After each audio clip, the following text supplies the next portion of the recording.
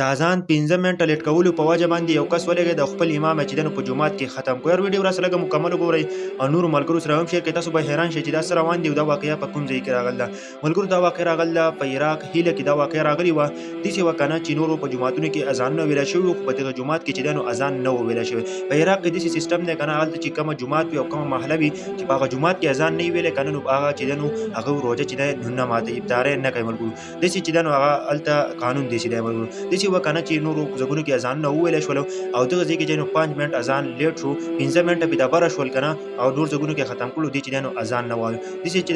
کس چې دنه د کور نه راووته او داغه نه پس چې دنه هغه وسره ټوپک راوغست او هغه چې دنه جمعه تراغی چې کله دا جمعه تراغ نو هغه امام چې دنه هغه هم وشترو هغه چې دنه ختم کو په خپل چې دنه اذان وایو. داغه نه پس چې کله داسې وشو کنه نو پولیس هم رااله او دا کس گرفتار کو دینه چې تاسو کو چې دا تاولی وشتو په سوج دی وشتو نو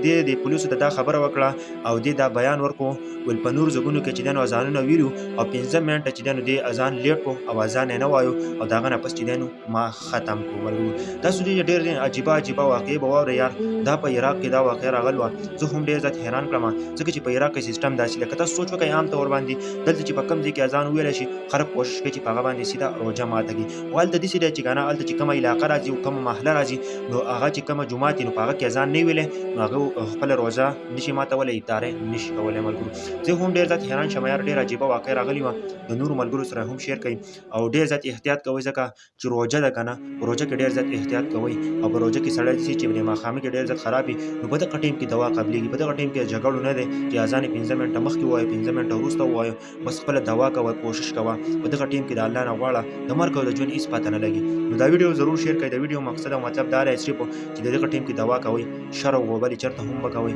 ټول تنخواست دی یار. زه هم ډېر ځات حیران شوم چې دا په عراق هیله کې دا واقع راغلی.